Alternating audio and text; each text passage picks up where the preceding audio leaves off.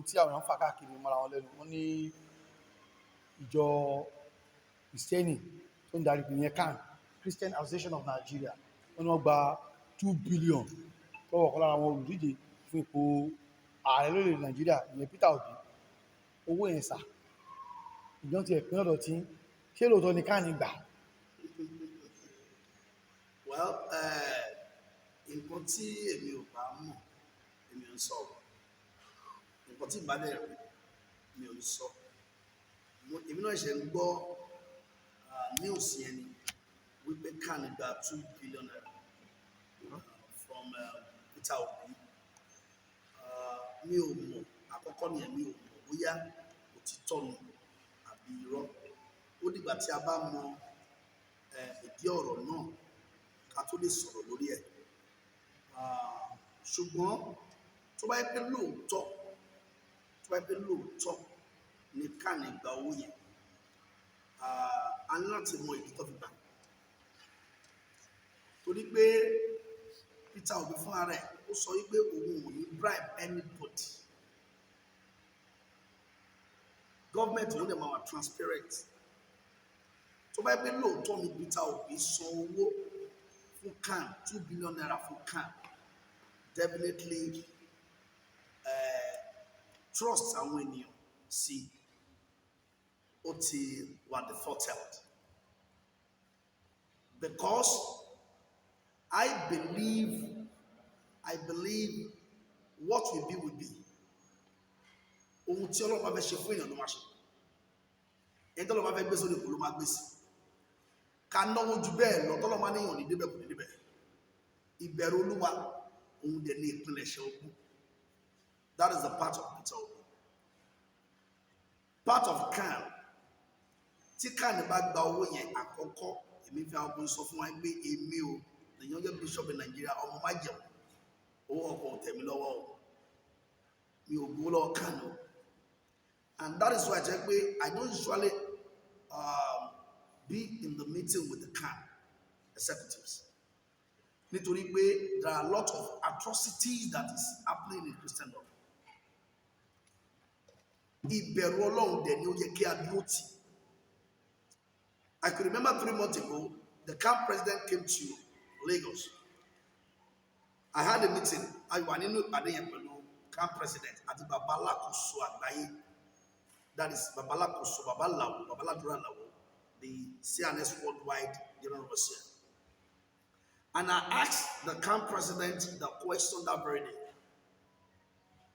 Nínú question tí mo bèrè náà ni wípé, can CAN stand alone without collecting money from anybody? Can they do it without collecting money from anybody? Because àwọn òjíṣẹ́ Ọlọ́run láti wà very, very careful. If we call ourselves a servant of the Most High God, mo máa sọ yín kan fún wọn pé owó kọ́ ni ẹ̀ṣẹ̀, ìfẹ́ owó ni ẹ̀ṣẹ̀. Bíbélì wípé the love of money is the root of all evil. Ìfẹ́ owó ni gbòǹgbò ẹ̀ṣẹ̀. Ìyẹn túmọ̀ sí pé tí a bá fẹ́ràn owó, a máa ṣẹ̀ sí Ọlọ́run. Tó bá gba owó yẹn wọ́n láti sọ ìdí tó gbowó yẹn. Because tó bá gba owó lọ́wọ́ Peter Obi lóòótọ́, kí ló ń fowó yẹn ṣe?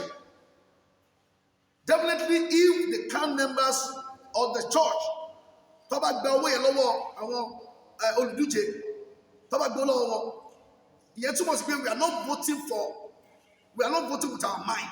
We are voting because of money. Because you have been bought. You have been bought. And to fẹ́ lọ́wọ́ tó ní kò vote for ó dẹ̀ gba owó. Tó bá lọ vote fún, are you voting for the right person in your mind? Bàbá bóyá owó ẹ̀rọ ẹ̀rọ fi empowerment gbé tó ẹ̀fà ọmọ ọjọ́ oní 500,000 kọ́ mú oúnjẹ sílé. Tọ́wọ́ máa fi orúkọ bẹ́ẹ̀ ṣe empowerment fún ọmọ ọjọ́. Ajẹ́pẹ́ lẹ́yìn ìdìbò. Àìpẹ́ tó wọlé sọ pé òkè mo dúpẹ́ lọ́wọ́ gbogbo ẹ̀yin òjíṣẹ́ Ọlọ́run ẹ fi owó ìṣe ẹ̀kọ́ bá fi jọ. Kò yẹ kó ṣáájú. Kò yẹ kó ṣáájú. Nígbà tí àwọn tó wà bẹ́ẹ̀ sí ṣé wọ́n fún ìjọ lówó ni láti máa ṣe empowerment. I know how much I have spent on empowerment. Fún ìjọ tí. Fún ìjọ àtàwọn ọmọ ìjọ àti gbogbo youth tó wà ládùúgbò. One of the empowerment is the football club Tadale. I spend money every day. Millions of naira every month on the youth. to take the youth out of the streets. Government will not follow. Did I receive money from the federal government? Is it from the state government? Is it from the local government? If people come to a Kodu here, one of my go Majemu call up here. We want to so to that law. Check your love for money. Ijoba is not ready to help the youth of this nation. They are doing on shit, they are the shit. The state is even trying more than the federal. To buy power on you want be owó sílẹ̀ fẹ́ power before the election. Not like election to that day. Ẹ wá sọ pé fún ẹjọ́ lówó. Kí ni kò fi ṣe? Ẹ fẹ́ bá ìwọ̀n ni. I get it. Gbogbo òjíṣẹ́ tó bá dẹ̀ gba owó bẹ́ẹ̀. Tó bá gbé owó bẹ́ẹ̀, ó wà lábẹ́ ègún Elédùmarè.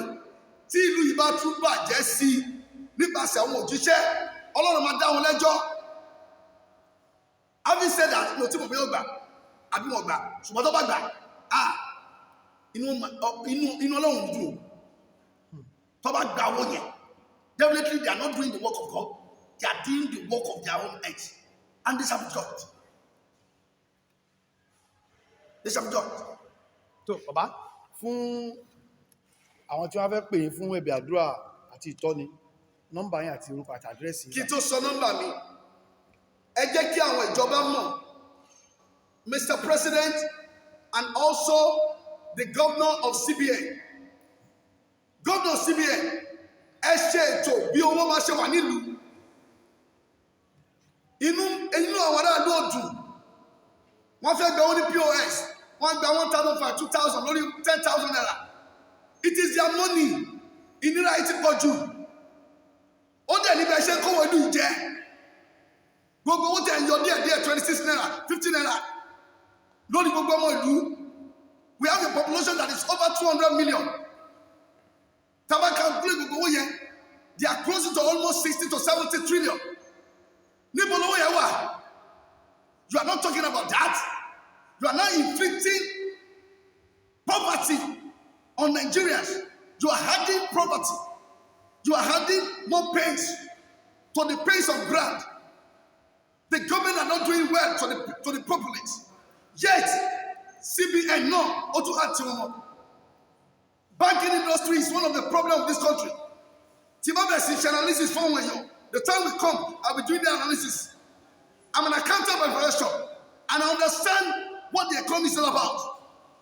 Gbogbo bí ẹ ṣe ń jẹ ní àmọ́. Ẹ lọ yí padà. Ẹ ò lè kó gbogbo ẹ lọ sọ́run. One day we are going to leave. Where are you taking all these things to? Ẹ fi tọ́jú ọmọ yín. Ọjọ́ ọ̀la àwọn ọmọ ẹ bá lọ máa ṣe rí. People are crying. The students are crying. Adults are crying. The youth are crying. And you are laughing. Ẹ ronú padà. Torí pé ìdájọ́ máa dé láìpẹ́. God will bless Nigeria and God will make everything whole for us. By the special grace of God, ìlú yìí máa dá. Àwọn aláìda ibẹ̀ lọ́lọ́run máa yọ kúrò. Láìpẹ́ láì jìnnà, Ọlọ́run fún ara rẹ̀, ó máa tún lè ṣe fún wa. God will bless you. God bless Nigeria. nọ́mbà yín sà.